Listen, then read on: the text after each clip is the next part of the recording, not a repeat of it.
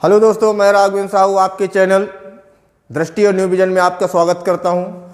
दोस्तों, हिंदी में मैं जैसे पिछले वीडियो में मैंने चर्चा किया था शब्द भेद की। आपके हिंदी में अभी तक देखिए दोस्तों, मैंने 2 टॉपिक कंप्लीट करा चुका हूं।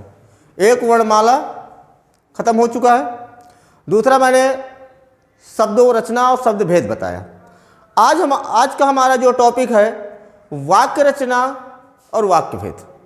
ठीक है, इससे संबंधित वाक्य रचना और वाक्य भेद से संबंधित मोस्टली जहां तक मेरी जानकारी में है 1 या 2 क्वेश्चन इससे अवश्य पूछे जाते हैं। पहले देखते हैं वाक्य तत्व, वाक्य अंग, किससे इन सब के बारे में डिस्कशन करते हैं। तो बात करते हैं दोस्तों वाक्य।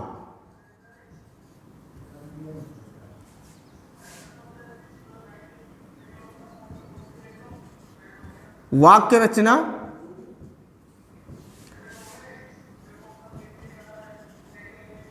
वाक्य भेद। अब दोस्तों, अगर मैं कहूं वाक्य क्या है, जिस प्रकार मैंने आपको शब्दों के बारे में बताया कि वर्णों के व्यवस्थित समूह को हम क्या कहते हैं, शब्द कहते हैं। तो वाक्य क्या होता है, तो हमने वर्ण से मिलकर क्या बने, शब्द, और शब्दों से मिलकर क्या बने, आपके वाक्य। तो शब्दों के व्यवस्थित एवं सार्थक समूह, ध्यान देना, 2-3 शब्दों को यहां पर ध्यान दीजिए। शब्दों के व्यवस्थित एवं सार्थक समूहों को हम क्या कहते हैं, वाक्य कहते हैं। ठीक है दोस्तों, शब्दों के व्यवस्थित एवं सार्थक समूह को क्या कहते हैं, वाक्य कहते हैं। ठीक है, अब बात करते हैं यहां पर दोस्तों वाक्य के तत्व। वाक्य के तत्व, वाक्य तत्व दोस्तों कितने होता है, कितने होते हैं, 6। ठीक है, होते कौन कौन से हैं, देख लेते हैं। सार्थकता, निकटता, योग्यता, आकांक्षा, पदक्रम, अन्वय। ये दोस्तों क्या होते हैं, वाक्य के तत्व होते हैं।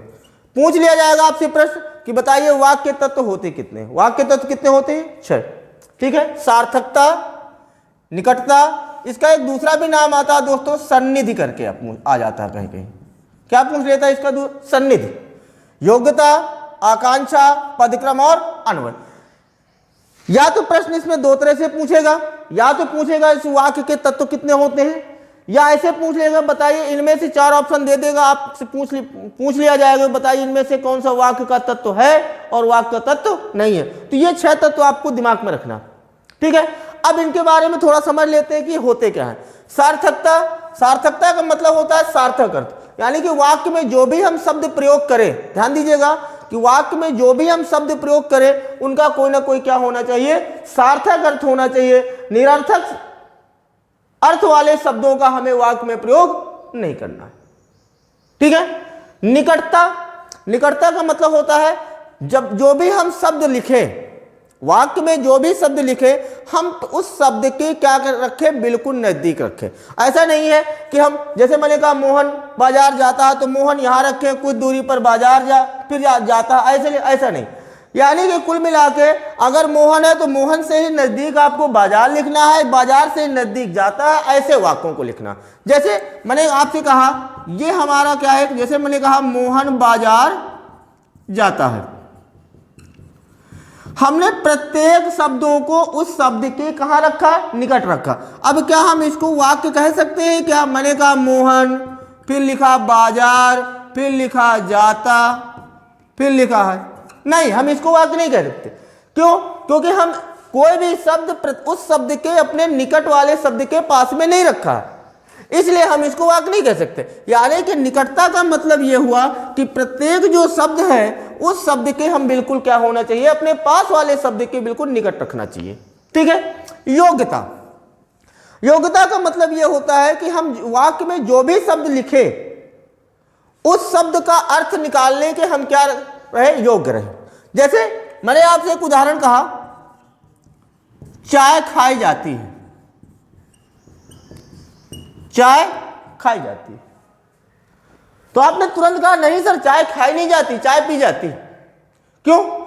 आप इस चाय का अर्थ निकालने के योग्य हैं कि चाय का प्रयोग खाने के अर्थ में नहीं होगा, पीने के अर्थ में होगा। इसलिए हमने कहा जो भी हम शब्द प्रयोग हो या जो भी शब्दों का हम वाक्य में प्रयोग करें, उस शब्द का अर्थ निकालने के योग्य हो। क्या वह शब्द अपने निकट वाले शब्द के अर्थ से मेल खाता है या नहीं?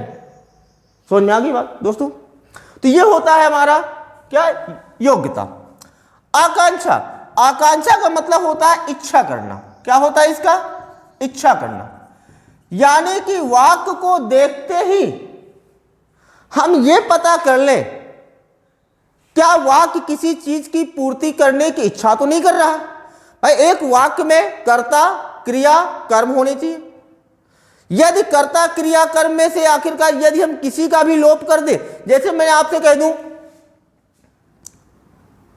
बाजार जाता है, एक सेंटेंस मैंने कहा बाजार जाता है, क्या ये वाक्य पूर्ण है? वाक्य को देखते ही ये नहीं हमें समझ में आ रहा है क्या कि वाक्य में कुछ ना कुछ पूर्ति होने की इच्छा कर रहा है। अर्थात यहां पर पूर्ति किसकी होनी चाहिए? यहां कर्ता, कर्ता की पूर्ति होने की क्या कर रहा है? ये इच्छा कर रहा है।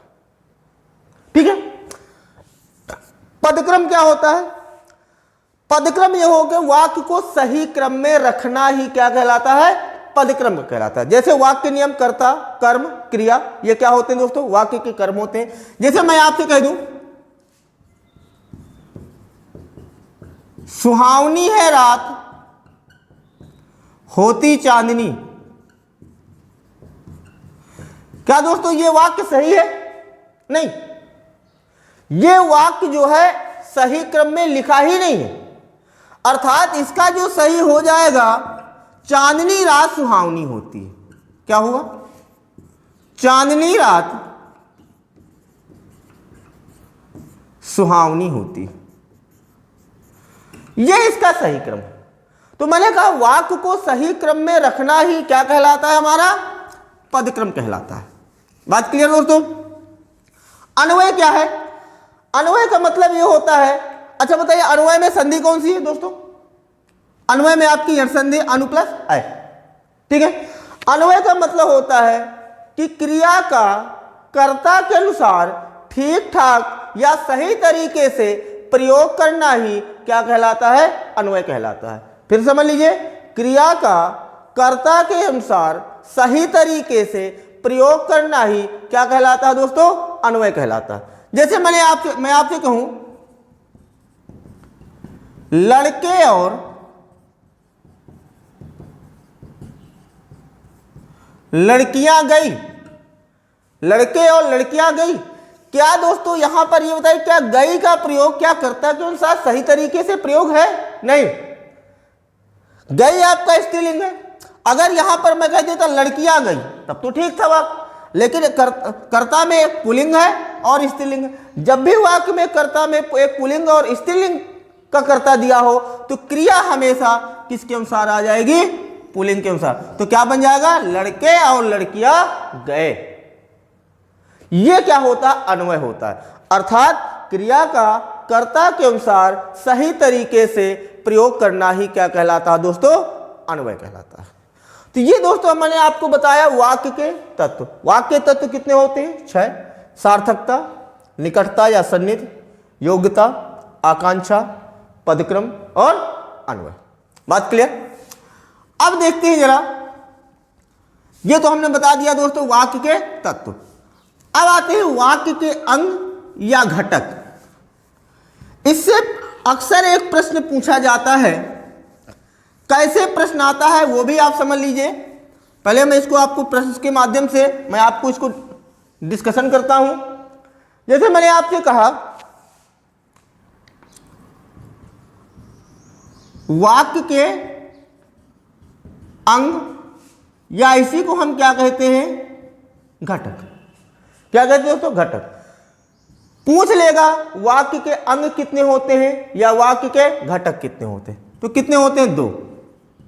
एक होता है दोस्तों उद्देश्य और दूसरा क्या होता है, विधेय। प्रश्न इसमें कैसे आएगा, जैसे मैंने कहा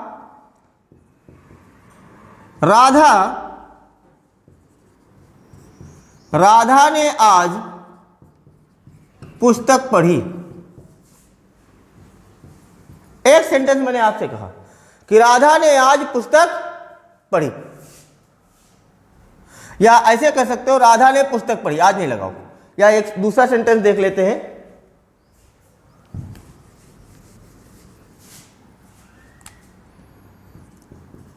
राधा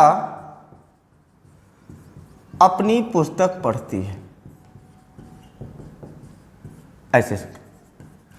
अब इसमें प्रश्न दे देगा कि बताइए उपर्युक्त वाक्य में उद्देश्य क्या है। ऐसे प्रश्न पूछेगा कि उपर्युक्त वाक्य में उद्देश्य क्या है। ऑप्शन में दे देगा आपका राधा अपनी पुस्तक, दूसरे ऑप्शन में दे देगा अपनी पुस्तक, तीसरे ऑप्शन में दे देगा पढ़ती है, और चौथे ऑप्शन में दे देगा अपनी पुस्तक पढ़ती है, अपनी पुस्तक पढ़ती है। और ऐसे का इसमें क्या पूछेगा दोस्तों, उद्देश्य। क्या पूछ रहा है इसमें, उद्देश्य। तो अब ध्यान दीजिएगा, इस प्रश्न में अक्सर लोग गड़बड़ करते, वो क्या देखते हैं कि राधा का उद्देश्य क्या है, पुस्तक पढ़ना, तो सीधे सीधे उनका आंसर कहा जाएगा डी में, लेकिन गलत हो जाएगा। ध्यान दीजिएगा, उद्देश्य क्या है हमारा, राधा। उद्देश्य क्या है, राधा, अर्थात कर्ता। कर्ता के बाद जो कुछ भी लिखा हो, ध्यान दीजिएगा, कर्ता के बाद जो कुछ भी लिखा हो वो हमारा क्या होता है, विधेय होता है। क्या होता है दोस्तों, विधेय होता है। तो यहां उद्देश्य को हम क्या कहते हैं, आप इंग्लिश से समझ लीजिए और क्लियर हो जाएगा। उद्देश्य को हम कहते हैं दोस्तों सब्जेक्ट। आपने अंग्रेजी में पढ़ा होगा दोस्तों, सब्जेक्ट और प्रेडिकेट। उद्देश्य को क्या कहते हैं, सब्जेक्ट, और विधेय को क्या कहते हैं दोस्तों, प्रेडिकेट। ठीक है, तो राधा हम क्या हुआ, जो करता है ये हमारा क्या हो जाएगा, उद्देश्य हो जाएगा, और कर्ता के बाद जो कुछ भी लिखा हो वो हमारा क्या है, विधेय। क्या दोस्तों, विधेय। तो इस तरह से इसमें इस 2 तरह से प्रश्न पूछेगा, और अक्सर पूछेगा, ज्यादा करके अभी तक इसमें उद्देश्य पूछा गया है। ठीक है, तो उद्देश्य को हम यहाँ क्या कहते हैं, सब्जेक्ट। विधेय क्या होता है, प्रेडिकेट, अर्थात कर्ता के बाद जो कुछ भी लिखा हो वो हमारा क्या होता है, विधेय होता है। पूछेगा वाक्य के अंग या घटक कितने हैं, 2, उद्देश्य और विधेय। समझ में आई दोस्तों। अब चलते हैं आगे इसी की ओर। और क्या है, अब बात करते हैं वाक्य भेद को। देखिए, पूछेगा वाक्यों का जो वर्गीकरण होता है हम कई प्रकार से कर सकते हैं, या वाक्य भेदों को हम कई प्रकार से, अर्थ के आधार पर वाक्य भेद अलग हो जाते हैं, रचना के आधार पर वाक्य भेद अलग होते हैं, शैली के आधार पर वाक्य भेद अलग हो जाते हैं, क्रिया के आधार पर वाक्य के भेद अलग होते हैं। लेकिन यहां पर मैं पहले आपको 2 प्रकार के बताऊंगा जो अक्सर पूछे जाते हैं, एक अर्थ के आधार पर और दूसरा रचना के आधार पर। तो यदि हम वाक्य भेद की चर्चा करें या वाक्यों का वर्गीकरण, पूछेगा वाक्यों का वर्गीकरण या वाक्य कितने प्रकार से कर सकते हैं, मुख्य रूप से 2 प्रकार से। इसके अलावा और भी है।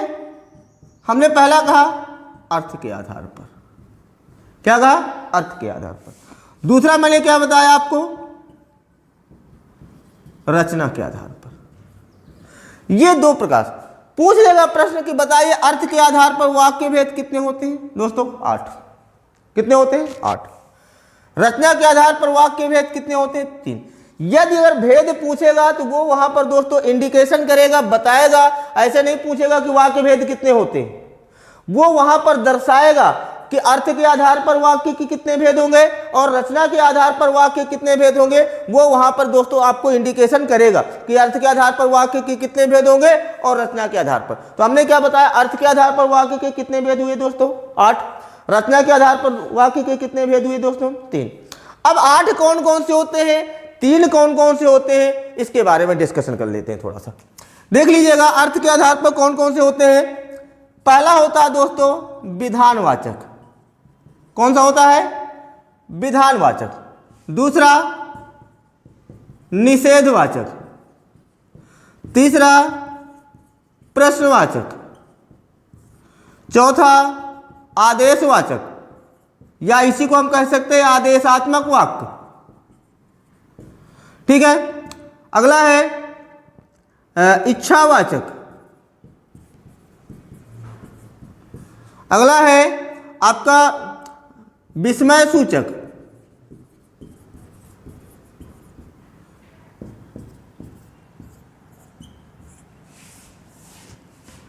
अगला है संदेहवाचक। और 8वां है संकेतवाचक। ये दोस्तों अर्थ के आधार पर क्या होते हैं? वाक्य के भेद। इसको और आप अंग्रेजी से समझ लीजिए तो बहुत और जल्दी समझ में आ जाएगा। जैसे विधानवाचक को आप क्या कह सकते हो? Assertive sentence. क्या कहते हैं दोस्तों? असर्टिव सेंटेंस, जिसको अफर्मेटिव भी बोलते हैं। निषेधवाचक को दोस्तों निगेटिव सेंटेंस। ठीक है। प्रश्नवाचक को आप दोस्तों बोलते हो इंट्रोगेटिव। आदेशात्मक को बोलते हो आप दोस्तों इंपरेटिव। इच्छावाचक को बोलते हो ऑप्टेटिव भी बोलते हो। और एक नाम और आता है दोस्तों इलेटिव। क्या नाम आता है दोस्तों? इलेटिव। विस्मय सूचक को दोस्तों बोलते हो एक्सक्लेमेटरी। संदेहवाचक को दोस्तों बोलते हो डाउटफुल। और संकेतवाचक को बोलते हो कंडीशनल सेंटेंस।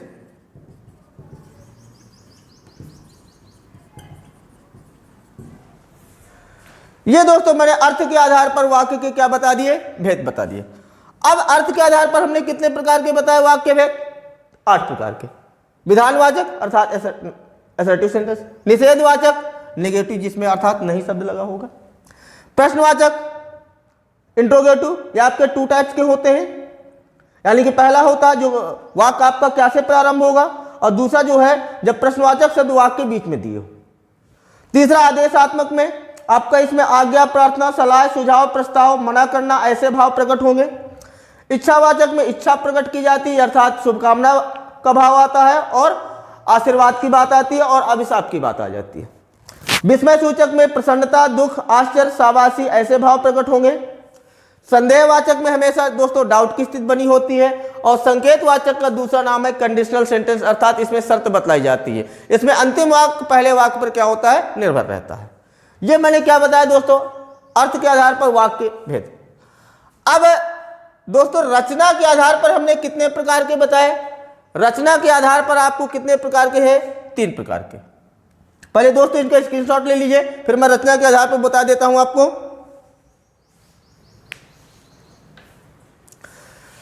चलिए दोस्तों देखते हैं अब रचना के आधार पर वाक्य कितने भेद होते हैं, इनके बारे में भी डिस्कशन करेंगे। तो पहले आपको मैं भेदों से परिचित करा दूं कि वास्तव में इनके भेद होते कितने हैं। रचना के आधार पर जो भेद होते हैं ये आपके 3 प्रकार के। साधारण वाक्य, जिसको दोस्तों कहते हो आप सरल वाक्य। दूसरा है संयुक्त वाक्य, और तीसरा दोस्तों मिश्रित वाक्य। इनसे दोस्तों जरूर प्रश्न आते हैं एक न एक। सरल वाक्य को आप अंग्रेजी में पढ़ा होगा आपने, सिंपल सेंटेंस। क्या है? Simple sentence. इसको आपने पढ़ा होगा दोस्तों कंपाउंड सेंटेंस, और इसको दोस्तों आपने पढ़ा होगा कॉम्प्लेक्स सेंटेंस। ठीक है दोस्तों, ये हमने बता दिया रचना के आधार पर वाक्य 3 भेद। ठीक है। अब यहां पर हमने 2 प्रकार से आपको डिस्कशन कर दिया। ठीक है। साधारण वाक्य, जिसको हम सरल वाक्य कहते हैं, संयुक्त वाक्य और मिश्रित वाक्य। ये मैंने दोस्तों आपको वाक्यों का वर्गीकरण अर्थात वाक्य भेद बताया, अर्थ के आधार पर कितने हो, रचना के आधार। इसके बाद मैं आपको अगले वीडियो में इनके बारे में डिस्कशन करूंगा। अर्थ के आधार पर आप कैसे 8 तो भेद होते हैं, लेकिन यदि कोई वाक्य आ जाएगा आप पहचानोगे कैसे, इनके विषय में डिस्कशन करेंगे और इनके विषय में हम डिस्कशन करेंगे। वो आपको दोस्तों मैं आपको अगले वीडियो में बताऊंगा। ठीक है दोस्तों, धन्यवाद।